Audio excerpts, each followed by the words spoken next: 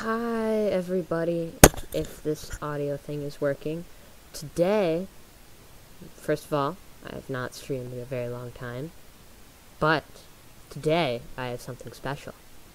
Today we are going to be reading some cautionary tales. Yay. Oh man, oh crap.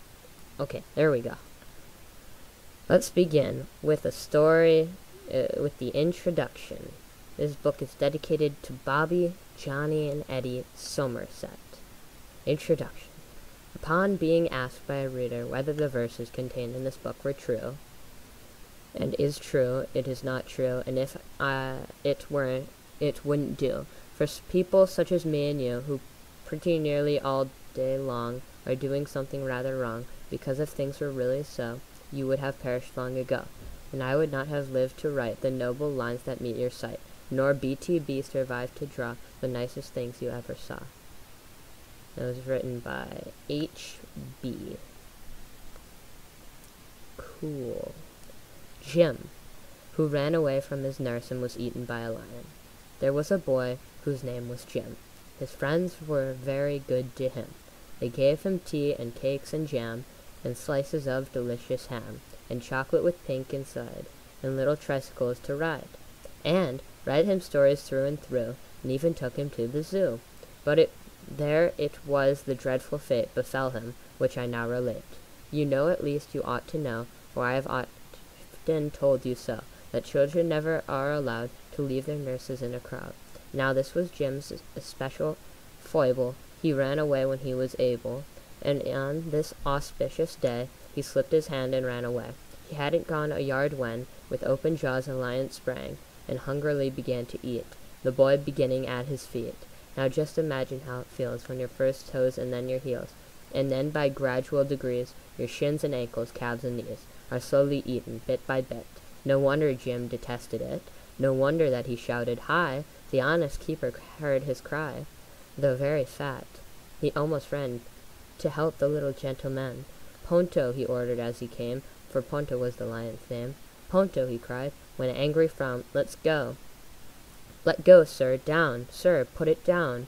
The lion made a sudden stop. He let the dainty morsel drop, and slunk reluctant to his cage, snarling with disappointed rage. But when he bent him over Jim, the honest keeper's eyes were dim. The lion, having reached his head, the miserable boy was dead. When nurses informed his parents, they were concerned then, I can say. His mother, as she dried her eyes, said, "Well, it gives me no surprise. He would not do as he was told." His father, who was self-controlled, bade all the children round attend to James' miserable end, and always keep a hold of nurse, for fear of finding something worse. As you can see from that story, the moral is to never leave your nurse's side, or else you'll get eaten by a lion at a zoo. Always. Shit. I don't have a nurse near me. Well, time for the next tale. Henry King. The chief defect of Henry King was chewing little bits of string. At last he swallowed some which tied itself in ugly knots inside. Physicians of the utmost fame were called at once, but when they came, they answered, as though took their fees, "There is no cure for this disease. Henry will very soon be dead." His parents stood about his bed, lamenting his untimely death, when Henry, with his latest breath, cried, "Oh, my friends, be warned by me. The breakfast, dinner, lunch, and tea are all the human frame requires. With that the wretched child expires." Ooh-wee, that sure was a quickie. If you can't tell by that story, the moral is to always eat when it's designated to eat. And don't eat snacks of string, or you'll die of some weird disease. Obviously. Okay. That was quick. Time for number 3 of cautionary tales. Let's go. Oh, shoot, I forgot to change the scene. There we go. Matilda. Matilda told such dreadful lies. It made one grasp and stretch one's eyes. Her aunt, who, from her earliest youth, had kept a strict regard for truth, attempted to believe Matilda. The effort very nearly killed her, and would have done so, had not she discovered this infirmity.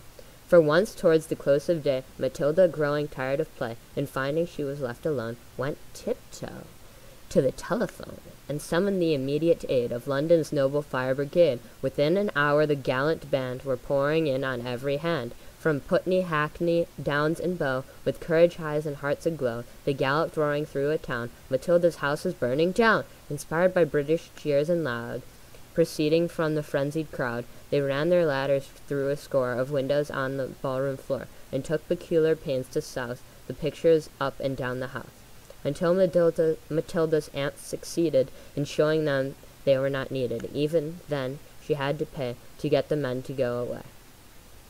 It happened that a few weeks later her aunt was off to the theatre to see that interesting play, The Second Mrs. Tanqueray, or whatever.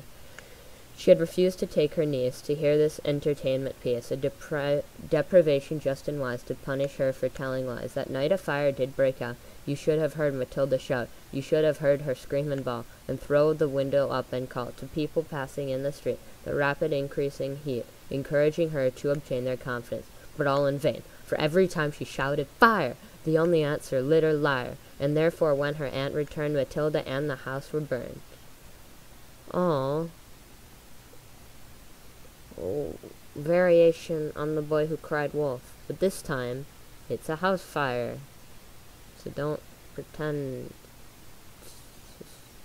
and don't call the police or the fire department, or you'll have to pay a fine. Okay. Yay. Number 4. Franklin Hyde. Maybe. His uncle came on Franklin Hyde, caressing in the dirt. He shook him hard from side to side and hit him till it hurt, exclaiming with a final thud, "Take that, abandoned boy, for playing with disgusted mud, as though it were a toy." Moral. From Franklin Hyde's adventure, learn to pass your leisure time in cleanly merriment, and turn from mud and ooze and slime, and every form of nastiness. But on the other hand, children in ordinary dress may always play with sand. Well, that was given, so I'm not going to do one of those face thingies. So, final number 5. Godolphin Horne. Godolphin Horne was nobly born. He held the human race in scorn, and lived with all his sisters His father lived in Berkeley Square, and oh, the lad was deathly proud. He never shook your hand or bowed, but merely smirked and nodded. How perfectly ridiculous, alas, that such affected tricks should flourish in a child of 6, for such was young Godolph's age. But just then the court required a page, whereat the Lord High Chamberlain, the kindest and the best of men, he went good-naturedly, and took a perfect enormous book, called People Qualified to be Attendant on His Majesty, and murmured as he scanned the list, to see that no one should be missed, "There's William Coutts has got the flute, and Billy Higgs would never do, and Guy de Vere is far too young, and wasn't D. Alton's father hung, and as for Alexander Byng, I think I know the kind of thing, a churchman, cleanly, nobly born. Come, let us say Godolphin Horne." But hardly had he said the word, when murmurs of dissent were heard. The King of Iceland's eldest son said, "Thank you, I am taking none." The aged Duchess of Athlone remarked in her sub-acid tone, "I doubt if he is what we need," with which the bishop all agreed, and even Lady Mary Flood, so kind and oh so really good, said no, he wouldn't do at all. He'd make us feel a lot too small. The chamberlain said, "Well, well, well, no doubt you're right. One cannot tell." He took his gold and diamond pen and scratched Godolphin out again. So now Godolphin is the boy who blacks the boots at the Savoy. Well, that's an interesting moral. The moral of the story is don't be cocky, or else people will hate you because you're being a douchebag. Yay! That's 5 cautionary tales. Let's go over them real quick. Number 1, we have Hang on, I gotta scroll up. Oh, it's the lion one. It's Jim the lion telling us to never leave our nurses, or you'll get eaten by a lion. And number 2, we have Henry King, which was the one where he died because he didn't eat during the required time. And then Matilda, who lied about stuff, like fires, and then was burnt to death. And Franklin Hyde, who was dirty, and that's bad.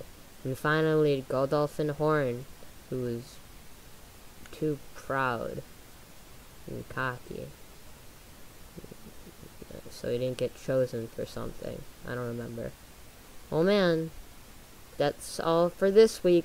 Join us tomorrow, or whenever I decide to do this ever again, for the next 5 cautionary tales. See ya.